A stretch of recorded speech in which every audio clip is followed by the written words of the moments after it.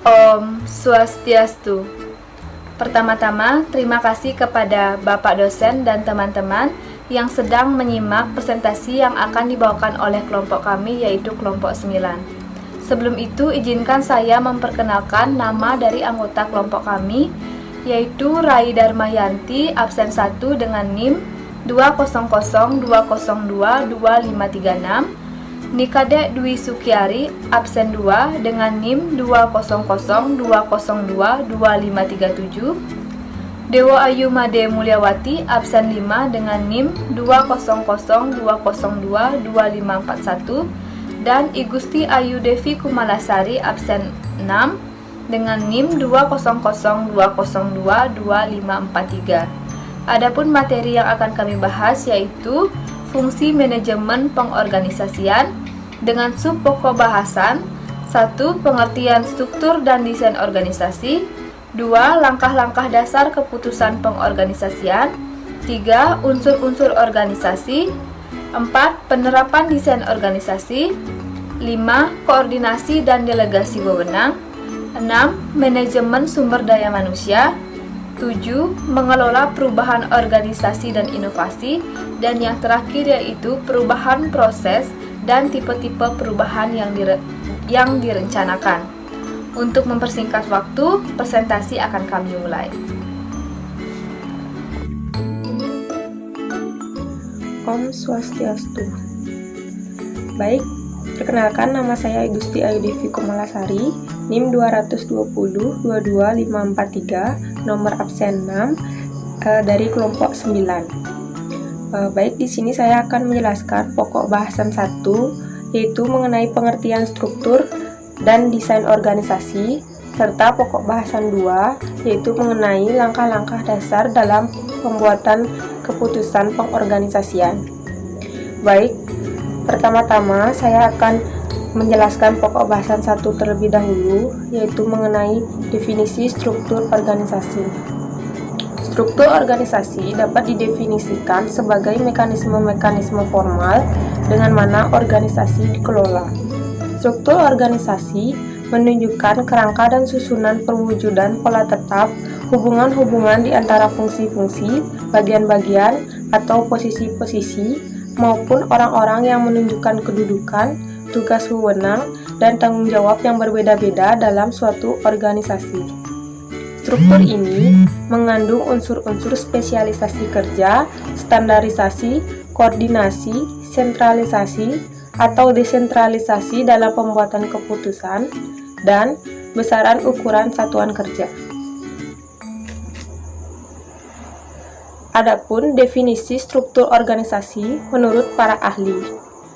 Menurut Robbins dan Coulter, struktur organisasi dapat diartikan sebagai kerangka kerja formal organisasi yang dengan kerangka kerja itu tugas-tugas pekerjaan dibagi-bagi, dikelompokkan, dan dikoordinasikan. Yang kedua, ada menurut Handoko, struktur organisasi didefinisikan sebagai mekanisme-mekanisme formal dengan mana organisasi dikelola. Yang ketiga, ada menurut Gibson, struktur organisasi adalah pola formal mengelompokkan orang dan pekerjaan. Dan yang terakhir ada menurut Hasibuan, struktur organisasi yaitu menggambarkan tipe organisasi, pendepartemenan organisasi, kedudukan dan jenis wewenang pejabat, bidang dan hubungan pekerjaan, garis, perintah dan tanggung jawab, rentang kendali, dan sistem pimpinan organisasi. Adapun tujuan dari struktur organisasi. Yang pertama, sebagai ciri khas organisasi yang digunakan untuk mengendalikan orang-orang yang bekerja sama dan sumber daya organisasi dalam mencapai tujuan. Yang kedua, mengendalikan koordinasi dan motivasi. Yang ketiga, mengarahkan perilaku orang-orang dalam berorganisasi. Dan keempat, merespon pemanfaatan lingkungan, teknologi, dan sumber daya manusia serta mengembangkan organisasi. Adapun karakteristik struktur organisasi. Menurut teori birokrasi, karakteristik struktur organisasi antara lain: 1.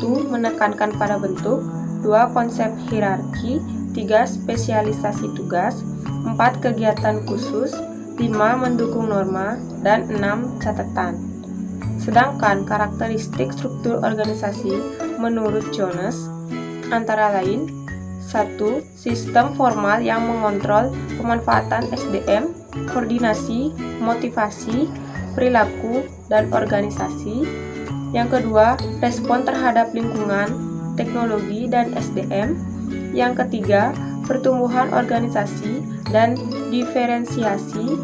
Dan yang keempat, pengatur perubahan melalui desain organisasi. Adapun faktor-faktor utama perancang struktur organisasi. Yang pertama, ada strategi organisasi untuk mencapai tujuannya. Pada dasarnya, struktur akan mengikuti strategi. Strategi akan menjelaskan bagaimana aliran wewenang dan saluran komunikasi dapat disusun di antara para manajer dan bawahan. Aliran kerja sangat dipengaruhi oleh strategi, sehingga bila strategi berubah, maka struktur organisasi juga akan berubah-ubah. Yang kedua, ada teknologi yang digunakan. Perbedaan teknologi yang digunakan untuk memproduksi barang-barang atau jasa akan membedakan bentuk struktur organisasinya. Sebagai contoh, perusahaan mobil yang mempergunakan teknologi industri massal akan memberikan tingkat standarisasi dan spesialisasi yang lebih tinggi dibandingkan perusahaan industri pakaian jadi yang lebih mengutamakan perubahan mode. Yang ketiga, ada anggota atau karyawan dan orang-orang yang terlibat dalam organisasi. Kemampuan dan cara berpikir anggota, serta kebutuhan mereka untuk bekerja sama harus diperhatikan dalam merancang struktur organisasi. Kebutuhan manajer dalam pembuatan keputusan juga akan mempengaruhi saluran komunikasi, wewenang, hubungan di antara satuan-satuan kerja pada rancangan struktur organisasi. Di samping itu, orang-orang di luar organisasi seperti pelanggan, supplier, dan sebagainya perlu dipertimbangkan dalam penyusunan struktur organisasi. Yang keempat, ada ukuran organisasi. Besarnya organisasi secara keseluruhan maupun satuan-satuan kerjanya akan sangat mempengaruhi struktur organisasi. Semakin besar ukuran organisasi, maka struktur organisasinya akan semakin kompleks dan harus dipilih bentuk struktur yang paling tepat. Adapun unsur-unsur struktur organisasi yang terdiri dari 1. Spesialisasi kegiatan yang berkenaan dengan spesifikasi tugas-tugas individual dan kelompok kerja dalam organisasi atau pembagian kerja dan penyatuan tugas-tugas tersebut menjadi satuan-satuan kerja atau departementalisasi. Yang kedua, ada standarisasi kegiatan, merupakan prosedur-prosedur yang digunakan organisasi untuk menjamin terlaksananya kegiatan seperti yang telah direncanakan. Yang ketiga, koordinasi kegiatan yang menunjukkan prosedur-prosedur yang mengintegrasikan fungsi-fungsi satuan kerja dalam organisasi. Yang keempat, ada sentralisasi dan desentralisasi pembuatan keputusan yang menunjukkan lokasi atau letak kekuasaan pembuatan keputusan. Yang kelima, ada ukuran satuan kerja yang menunjukkan jumlah karyawan dalam suatu kelompok kerja. Bagan organisasi. Bagan organisasi memperlihatkan susunan fungsi-fungsi, departemen-departemen atau posisi-posisi organisasi dan menunjukkan bagaimana hubungan di antaranya. Satuan-satuan organisasi yang terpisah biasanya digambarkan dalam kotak-kotak di mana dihubungkan satu dengan yang lain dengan garis yang menunjukkan rantai perintah dan jalur komunikasi formal. Bagan organisasi menggambarkan 5 aspek utama suatu struktur organisasi, yaitu sebagai berikut. Yang pertama, pembagian kerja. Setiap kotak menunjukkan individu atau susunan atau satuan organisasi mana yang bertanggung jawab untuk kegiatan organisasi tertentu dan tingkat spesialisasi yang digunakan. Yang kedua, manajer dan bawahan atau rantai perintah. Rantai perintah menunjukkan hubungan wewenang tanggung jawab yang menghubungkan atasan dan bawahan dalam keseluruhan organisasi. Aliran ini dimulai dari jenjang organisasi yang tertinggi sampai karyawan yang terendah dalam organisasi. Rantai perintah dapat dilihat pada gambar di samping. Itu merupakan bagian dari rantai perintah. Oleh karena itu, setiap anggota organisasi mempunyai suatu kaitan dengan manajer puncak organisasi. Dalam hal ini, prinsip kesatuan perintah harus jelas, di mana setiap karyawan menerima tugas dan pelimpahan wewenang hanya dari seorang manajer dan melaporkan pertanggungjawaban juga hanya kepada seorang manajer. Yang ketiga, ada tipe pekerjaan yang dilaksanakan. Label dan deskripsi pada tiap kotak menunjukkan pekerjaan organisasi atau bidang tanggung jawab yang berbeda. Yang keempat, ada pengelompokan segmen-segmen pekerjaan. Keseluruhan bagan menunjukkan atas dasar apa kegiatan-kegiatan organisasi dibagi, dasar fungsional atau divisional atau lainnya, atau yang disebut dengan departementalisasi. Yang kelima, ada tingkatan manajemen. Suatu bagan tidak hanya menunjukkan manajer dan bawahan, tetapi juga keseluruhan hierarki manajemen.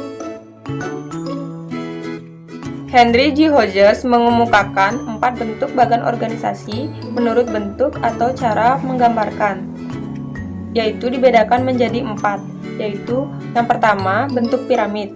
Bentuk ini yang paling banyak digunakan karena sederhana, jelas, dan mudah. Yang kedua, bentuk vertikal. Bentuk vertikal agak menyerupai piramid, yaitu dalam hal pelimpahan kekuasaan dari atas ke bawah, hanya bagan vertikal berwujud tegak sepenuhnya. Yang ketiga, ada bentuk horizontal. Bagian ini digambarkan secara mendatar. Aliran wewenang dan tanggung jawab digambarkan dari kiri ke kanan. Yang terakhir, ada bentuk lingkaran. Bagian ini menekankan pada hubungan antara satu jabatan dengan jabatan lain. Bagan bentuk lingkaran sekali digunakan dalam praktek. Berdasarkan strukturnya, organisasi dibedakan menjadi yang pertama, organisasi garis. Organisasi ini menggambarkan kekuasaan mengalir secara langsung dari manajemen puncak ke bagian-bagian yang ada di bawahnya. Hal ini menunjukkan adanya kesatuan komando dari atasan ke bawahan. Dalam struktur organisasi ini, masing-masing bagian menggambarkan unit yang berdiri sendiri. Bentuk organisasi ini sering kita temui pada perusahaan kecil atau di bidang kemiliteran. Kelebihan organisasi garis yaitu adanya kesatuan perintah dari atasan ke bawahan, manajer lebih cepat mengambil keputusan, menghemat biaya, dan sebagainya. Adapun keburukan dari organisasi garis yaitu kurangnya kerjasama di antara masing-masing bagian, beban atasan berat, kurangnya inisiatif bawahan, dan lain-lain. Yang kedua, ada organisasi garis dan staf. Munculnya organisasi staf ini membantu organisasi garis di mana beban atasan sangat berat. Staf ini mempunyai wewenang sebagai pemberi saran, informasi, penasehat, atau membantu pimpinan dalam menjalankan tugasnya. Oleh karena itu, staf tidak mempunyai wewenang untuk memberikan perintah atau mengambil keputusan. Adapun kebaikan organisasi garis dan staf, yang pertama, tugas yang sangat berat dapat dikurangi karena adanya staf. Yang kedua, dapat memberikan saran pertimbangan kepada pimpinan.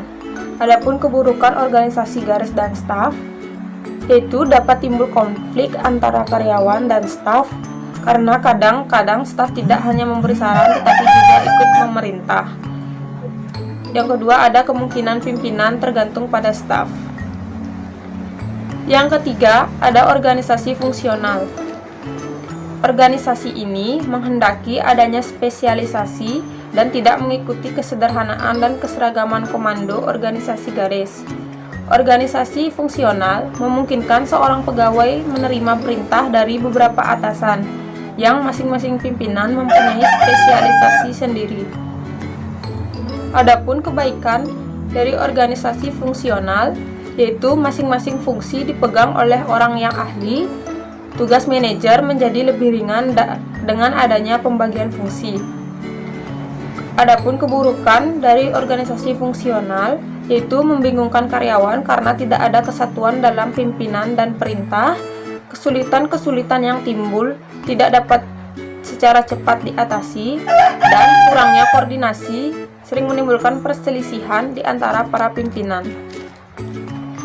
Yang keempat, ada organisasi komite. Organisasi komite disebut dengan panitia atau tim organisasi. Dan organisasi ini sering dilakukan untuk mengumpulkan pendapat tentang berbagai aktivitas dalam perusahaan. Anggota organisasi komite ini berasal dari departemen-departemen yang ada dalam organisasi. Organisasi komite ini terbentuk untuk menyelesaikan permasalahan yang tidak dapat diselesaikan oleh organisasi yang ada atau organisasi formalnya, sehingga komite ini lebih bersifat sementara dan akan bubar bila masalah telah terselesaikan.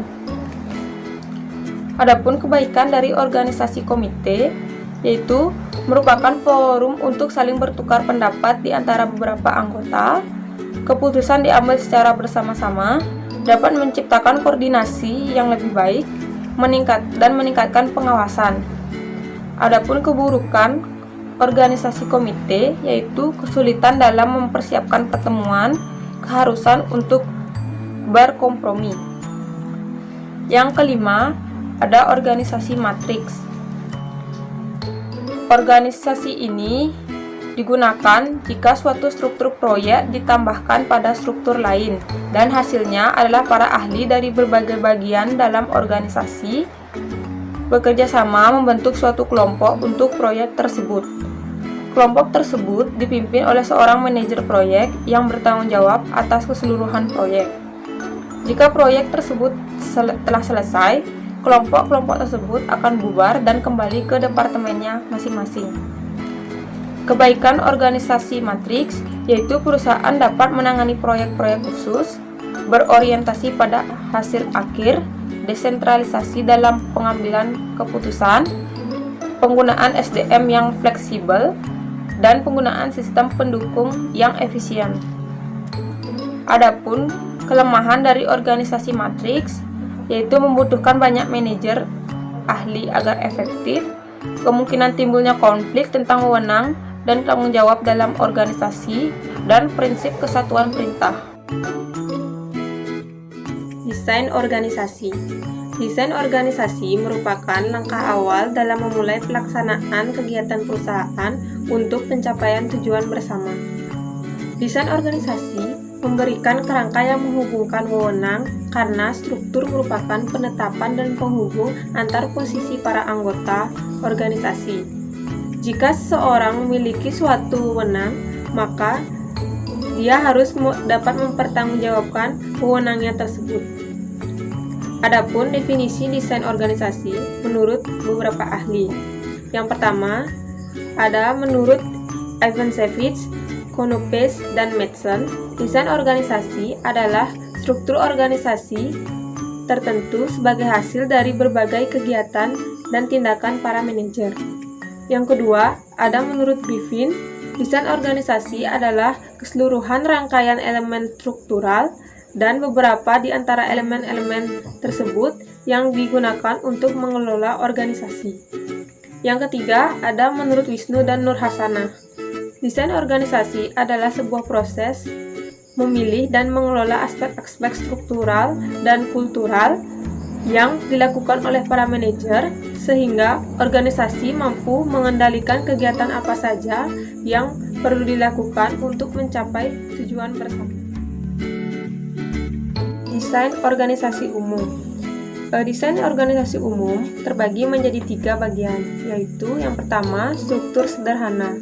Struktur ini dicirikan dengan kadar departementalisasi yang rendah, rentang kendali yang luas, wewenang yang terpusat pada seseorang saja, dan sedikit formalisasi. Struktur ini paling banyak dipraktikkan dalam usaha-usaha kecil, di mana manajer dan pemilik adalah satu orang yang sama. Yang kedua, ada birokrasi. Birokrasi adalah sebuah struktur dengan tugas-tugas operasi yang sangat rutin yang dicapai melalui spesialisasi, aturan, dan ketentuan yang sangat formal, tugas-tugas yang dikelompokkan ke dalam berbagai departemen fungsional, wewenang terpusat, rentang kendali yang sempit, dan pengambilan keputusan yang mengikuti rantai komando. Yang ketiga, ada struktur matriks. Struktur ini menciptakan garis wewenang ganda dan menggabungkan departementalisasi fungsional dan produk. Adapun desain struktur organisasi modern yang terbagi menjadi 3 bagian. Yang pertama ada struktur tim, di mana struktur ini pemanfaatannya sebagai perangkat sentral untuk mengkoordinasikan kegiatan-kegiatan kerja. Karakteristik utama struktur tim adalah bahwa struktur ini meniadakan kendala-kendala departemental dan mendesentralisasikan pengambilan keputusan ke tingkat tim kerja. Struktur tim juga mendorong karyawan untuk menjadi generalis sekaligus spesialis. Yang kedua, ada organisasi virtual. Organisasi ini merupakan inti kecil yang menyubkontrakkan fungsi-fungsi utama bisnis secara detail. Yang ketiga, ada organisasi nirbatas. Organisasi ini berusaha menghapuskan rantai komando, memiliki rentang kendali tak terbatas, dan mengganti departemen dengan tim yang diperdayakan. Terdapat 4 faktor penyebab perbedaan struktur organisasi. Yang pertama, ada strategi. Struktur organisasi adalah salah satu sarana yang digunakan oleh manajemen untuk mencapai sasarannya. Karena sasaran diturunkan dari strategi organisasi, maka logis kalau strategi dan struktur harus terkait erat. Lebih tepatnya, struktur harus mengikuti strategi. Yang kedua, ada ukuran. Ukuran adalah besarnya suatu organisasi yang terlihat dari jumlah orang dalam organisasi tersebut. Yang ketiga, ada teknologi organisasi. Teknologi organisasi adalah subsistem produksi, termasuk teknik dan cara yang digunakan untuk mengubah input organisasi menjadi output. Yang keempat, ada lingkungan. Lingkungan mencakup seluruh elemen di luar lingkup organisasi. Elemen kunci mencakup industri, pemerintah, pelanggan, pemasok, dan komunitas finansial. Pokok bahasan 2 yaitu mengenai langkah-langkah dalam membuat keputusan pengorganisasian. Proses pengambilan keputusan didefinisikan sebagai langkah yang diambil oleh pembuat keputusan untuk memilih alternatif yang tersedia. Adapun langkah sistematis yang harus dilakukan dalam proses pengambilan keputusan. Yang pertama, mengidentifikasi atau mengenali masalah yang dihadapi. Pengambilan keputusan pada dasarnya adalah proses pemecahan masalah yang menghalangi atau menghambat tercapainya tujuan. Agar masalah dapat terpecahkan, maka terlebih dahulu kita harus mengenali masalah tersebut. Yang kedua, mencari alternatif perusahaan bagi masalah yang dihadapi. Setelah masalah dapat kita kenali, maka selanjutnya kita melakukan pencarian terhadap alternatif-alternatif yang mungkin dapat memecahkan masalah yang sedang kita hadapi. Dalam mencari alternatif, hendaknya kita harus memikirkan masalah efisiensi dan efektivitas. Yang terpenting adalah mengumpulkan sebanyak-banyaknya alternatif dan diurutkan menurut yang paling penting sampai yang tidak terlalu diinginkan. Yang ketiga, ada memilih alternatif yang paling efisien dan efektif untuk memecahkan masalah tersebut. Setelah alternatif tersusun, barulah dapat dilakukan pemilihan alternatif yang dapat memberikan manfaat, dalam arti dapat memecahkan masalah dengan cara yang paling efektif dan efisien. Sebelum menjatuhkan pilihan pada sebuah alternatif, ajukan pertanyaan untuk tiap-tiap alternatif yang sudah kita kumpulkan sebelumnya. Yang keempat, ada melaksanakan alternatif tersebut. Setelah alternatif dipilih, tibalah saatnya melaksanakan alternatif tersebut ke dalam bentuk tindakan. Pelaksanaan harus sesuai dengan rencana agar tujuan memecahkan masalah tersebut dapat tercapai. Yang kelima adalah mengevaluasi apakah alternatif yang dilaksanakan berhasil dan sesuai dengan yang diharapkan. Setelah alternatif dilaksanakan, bukan berarti proses pengambilan keputusan telah selesai. Pelaksanaan alternatif harus terus diamati apakah berjalan sesuai dengan yang diharapkan. Bila langkah-langkah pelaksanaan telah dilakukan dengan benar tetapi hasilnya tidak mencapai hasil yang maksimal, berarti sudah waktunya untuk mempertimbangkan kembali pemilihan alternatif tersebut. Tidak maksimalnya hasil yang dicapai mungkin karena pengaruh negatif potensi benar-benar terjadi, atau mungkin pengaruh negatif yang tadinya tidak diperkirakan. Baik, saya akan melanjutkan presentasi dari teman saya. Di sini saya akan membahas mengenai unsur-unsur organisasi dan penerapan desain organisasi. Yang pertama, mengenai unsur-unsur organisasi, itu dapat dibagi menjadi 6. Yang pertama, spesialisasi kerja, di mana bahwa seluruh pekerjaan tidak dapat dilakukan oleh satu individu, melainkan itu akan dipecah-pecah menjadi langkah-langkah dengan setiap langkah diselesaikan oleh orang yang berbeda. Yang kedua yaitu departementalisasi, merupakan landasan yang digunakan untuk mengelompokkan tugas-tugas dan pekerjaan dalam rangka mencapai sasaran organisasi, dan ini bedakan menjadi 3, yaitu departementalisasi fungsional, divisional, dan organisasi proyek dan matriks. Yang ketiga yaitu rantai komando, merupakan sebuah garis wewenang yang tak terputus dan membentang dari tingkat atas organisasi terus sampai tingkat paling bawah dan menjelaskan siapa melapor kepada siapa. Yang keempat, rentang kendali. Konsep rentang kendali merujuk pada berapa banyak anak buah yang dapat diawasi secara efektif dan efisien oleh seorang manajer. Yang kelima, sentralisasi dan desentralisasi, di mana organisasi terdahulu itu sangat tersentralisasi dan organisasi belakangan itu sebagai desentralisasi. Dan yang keenam atau yang terakhir yaitu formalisasi. Formalisasi merujuk pada sejauh mana pekerjaan-pekerjaan di dalam organisasi itu dibukukan dan sejauh mana tingkah laku karyawan dibimbing oleh peraturan dan prosedur. Selanjutnya, penerapan desain organisasi. Model desain organisasi adalah mekanisme-mekanisme formal pengelolaan suatu organisasi yang menunjukkan kerangka dan susunan perwujudan pola tetap, hubungan-hubungan di antara fungsi-fungsi, bagian-bagian atau posisi-posisi, maupun orang-orang yang menunjukkan kedudukan, tugas wewenang, dan tanggung jawab yang berbeda-beda dalam suatu organisasi. Pada penerapannya, model desain organisasi terdiri dari 2 model, yaitu desain organisasi mekanistik dan desain organisasi organik. Yang pertama mengenai desain mekanistik, itu dibagi menjadi 2, yaitu mekanistik dan mostly mekanistik. Pada organisasi yang berbentuk mekanistik, terdapat ciri-ciri yaitu adanya tingkat formalisasi yang tinggi, tingkat sentralisasi yang tinggi, training atau pengalaman kerja yang sedikit atau tidak terlalu penting, dan span of control yang lebar, serta adanya komunikasi yang bersifat vertikal dan tertulis. Sedangkan pada mostly mekanistik, pada jenis organisasi ini terdapat ciri-ciri yaitu adanya formalisasi dan sentralisasi pada tingkat moderat, adanya training-training yang bersifat formal atau wajib, span of control yang bersifat moderat, sudah terjadi komunikasi tertulis maupun verbal dalam organisasi tersebut. Pada desain organisasi organik itu juga dibagi menjadi dua, yaitu organik dan mostly organik.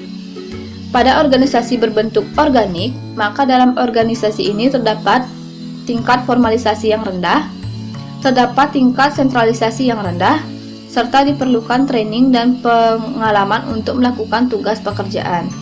Selain itu, terdapat span of control yang sempit serta adanya komunikasi horizontal dalam organisasi.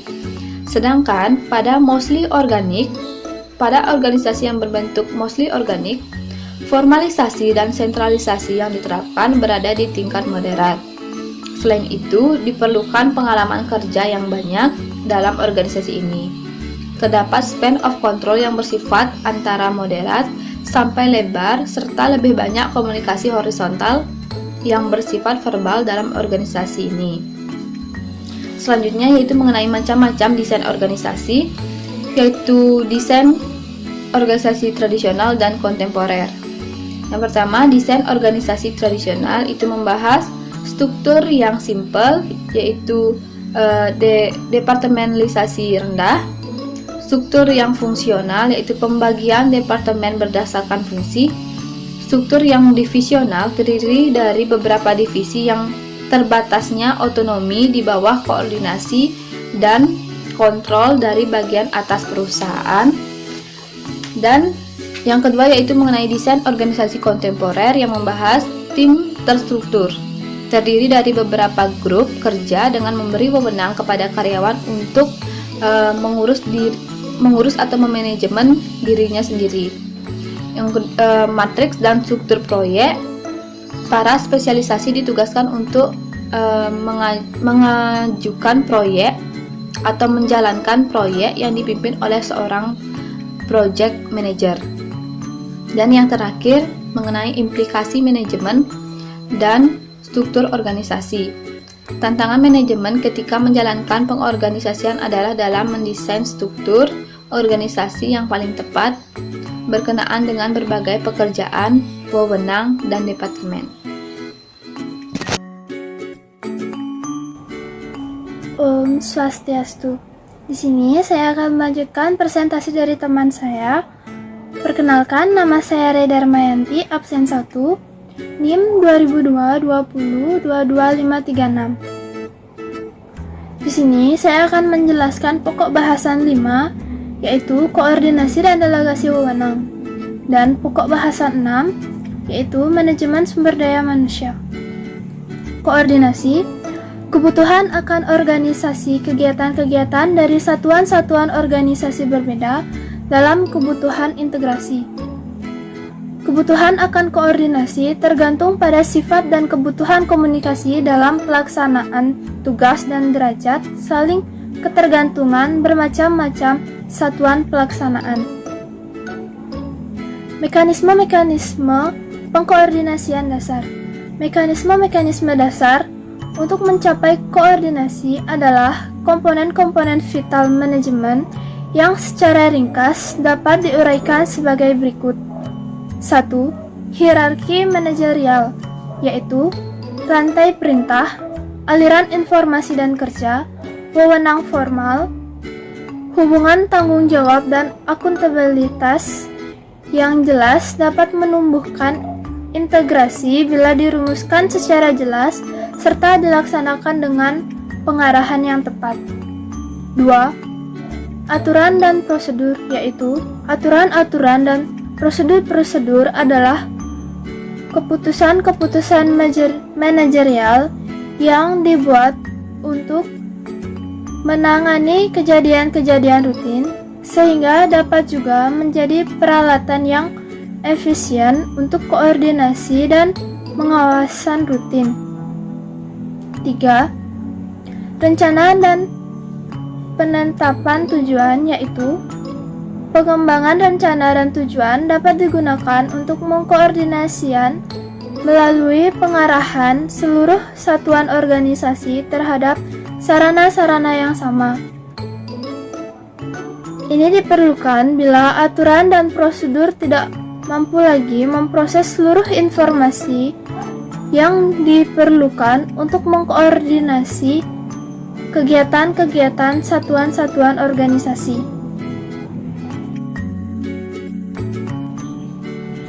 Delegasi wewenang. Delegasi wewenang adalah proses di mana para manajer mengalokasikan wewenang ke bawah pada orang-orang yang melapor kepadanya. Delegasi adalah faktor kritis bagi manajemen yang efektif. Tetapi, banyak manajer gagal untuk mendelegasikan atau mendelegasikan dengan lemah karena beberapa alasan. 4 kegiatan terjadi ketika delegasi dilakukan. 1. Pendelegasi menetapkan dan memberikan tujuan dan tugas kepada bawahan. 2. Pendelegasi melimpahkan wewenang yang diperlukan untuk mencapai tujuan atau tugas. 3. Penerimaan delegasi, baik implisit atau eksplisit, menimbulkan kewajiban atau tanggung jawab. 4. Pendelegasi menerima pertanggungjawaban bahwa untuk hasil-hasil yang dicapai. Manajemen sumber daya manusia.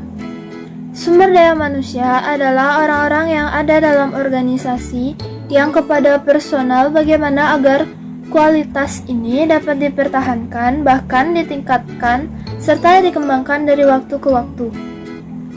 Organisasi sumber daya manusia.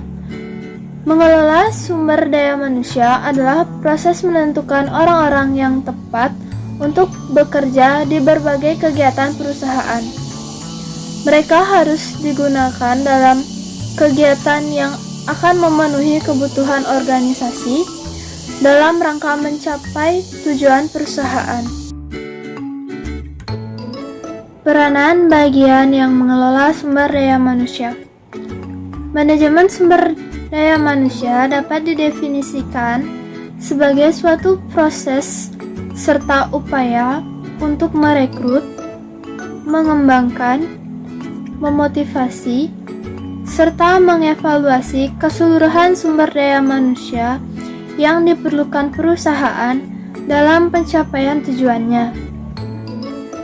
Pada umumnya, proses manajemen sumber daya manusia melibatkan kegiatan-kegiatan berikut, seperti perencanaan, perekrutan, seleksi, reorientasi, pelatihan dan pendidikan, kompensasi dan insentif, evaluasi kinerja tenaga kerja.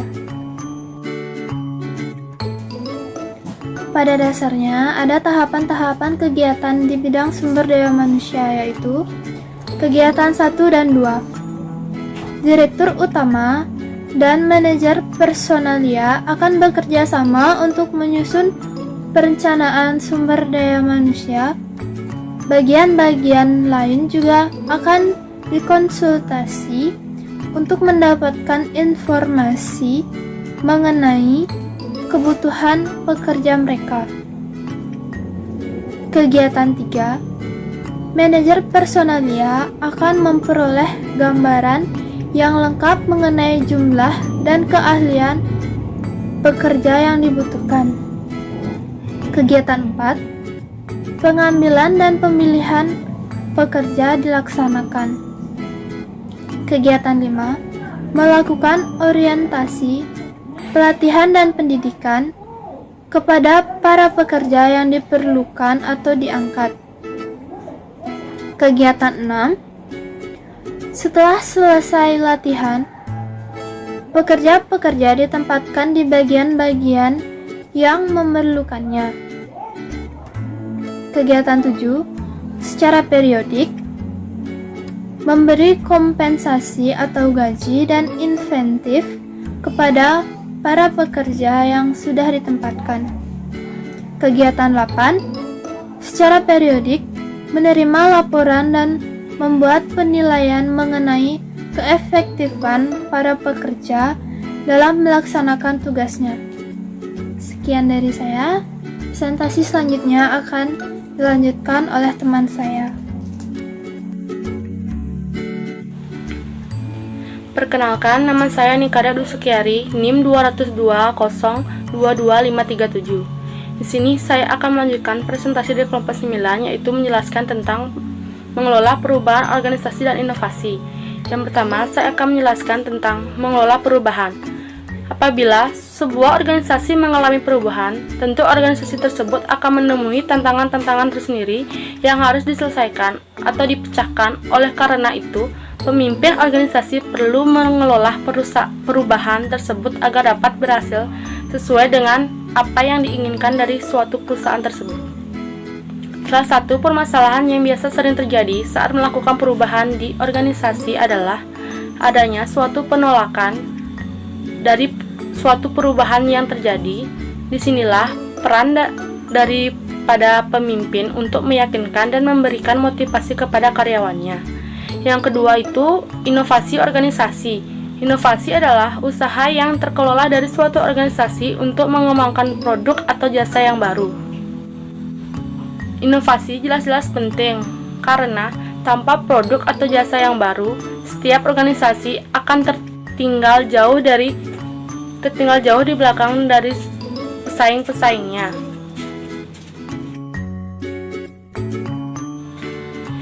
Selanjutnya itu ada proses inovasi. Proses inovasi organisasi terdiri dari pengembangan, penerapan, peluncuran, pertumbuhan, dan pengelolaan kematangan dari penurunan ide-ide kreatif. Yang pertama, saya akan menjelaskan tentang pengembangan inovasi.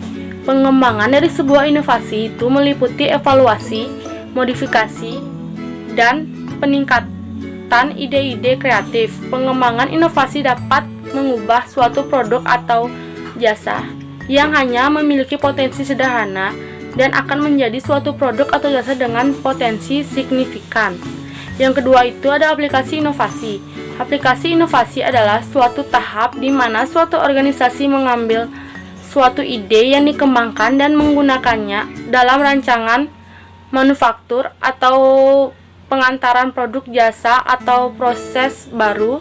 Satu contoh dari aplikasi inovasi adalah penggunaan sistem fokus berdasarkan radar di kamera instan Polaroid.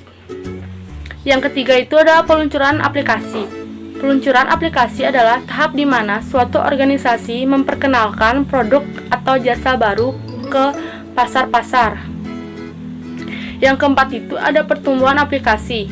Ketika suatu inovasi telah diluncurkan dengan sangat berhasil, inovasi tersebut kemudian memasuki tahap pertumbuhan aplikasi.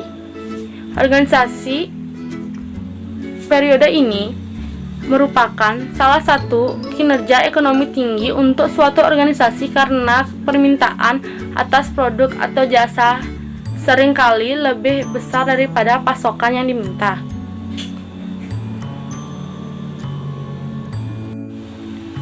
Yang kelima itu ada kematangan inovasi.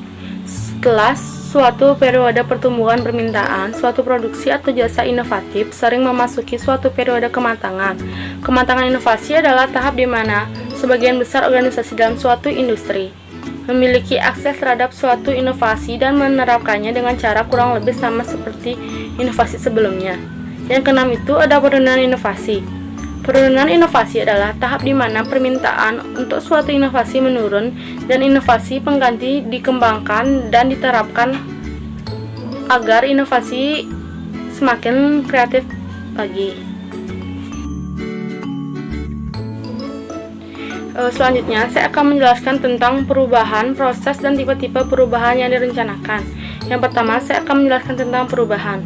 Perubahan organisasi atau organization change merupakan modifikasi pada beberapa bagian dalam organisasi, dan oleh karena itu perubahan dapat melibatkan hampir semua aspek dalam suatu organisasi.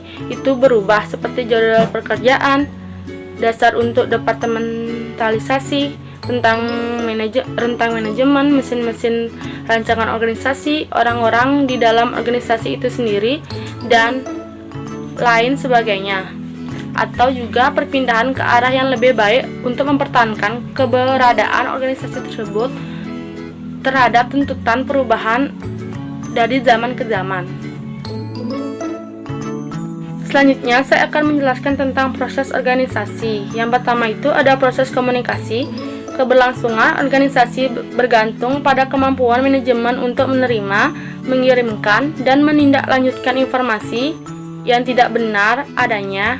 Proses komunikasi menghubungkan orang-orang dalam organisasi informasi, mengintegrasikan aktivitas dari organisasi dengan permintaan eksternal. Yang kedua itu ada pengambilan keputusan. Kualitas pengambilan keputusan dalam organisasi bergantung pada pemilihan tujuan yang tepat dan pengidentifikasikan cara pencapaian dengan integrasi faktor perilaku dan struktural yang baik. Manajemen dapat meningkatkan probabilitas keputusan berkualitas tinggi yang akan diambil. Yang ketiga itu ada proses kepemimpinan. Pemimpin muncul di semua organisasi seperti bank, tempat Kelly McCall. Pemimpin dapat ditemukan di kelompok formal dan juga kelompok informal. Pemimpin mungkin berjabatan manajer, tapi bisa juga non-manajer. Pentingnya kepemimpinan efektif untuk mencapai kinerja optimal individu, kelompok, dan organisasi sangat besar sehingga banyak dilakukan usaha menentukan penyebab dari kepemimpinan semacam itu. Selanjutnya, setelah dari proses organisasi, saya akan menjelaskan tentang tipe-tipe perubahan yang direncanakan. Yang pertama itu ada perubahan strategi. Perubahan strategi mempunyai efek yang luas terhadap organisasi. Perubahan tersebut akan mempengaruhi struktur, teknologi, dan orangnya.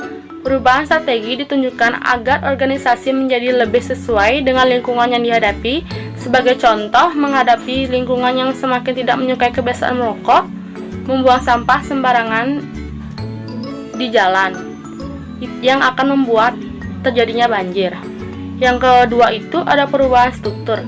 Perubahan struktur dapat dilakukan melalui beberapa cara, yaitu perubahan desain organisasi, desentralisasi, dan modifikasi aliran kerja. Perubahan desain organisasi mencakup pendefinisian kembali tanggung jawab kerja atau penataan kembali departemen, divisi, atau pembagian kerja.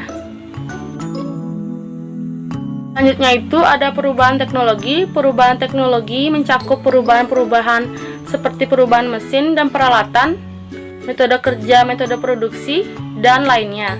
Ide semacam itu konsisten dengan ide manajemen klasik yang ingin meningkatkan produktivitas organisasi. Seringkali perubahan teknologi juga akan mengakibatkan perubahan yang akan terjadi pada struktur organisasi. Yang terakhir itu ada perubahan orang. Perubahan orang mencakup perubahan sumber daya manusia dalam organisasi. Sebagai contoh, jika komputerisasi masuk dalam organisasi, tingkat pengetahuan komputer karyawan tentunya akan menjadi lebih meningkat. Dalam hal ini, karyawan dapat dilatih menggunakan komputer yang baru dan menambah wawasan pada karyawan tersebut. Perubahan kemampuan dan keterampilan karyawan seringkali dimulai dengan perubahan teknologi dalam organisasi. Sekian dari presentasi dari kelompok kami. Apabila ada kesalahan kata atau pengucapan, kami mohon maaf. Akhir kata kami ucapkan Param Santi. Om Santi Santi Santi Om. Terima kasih.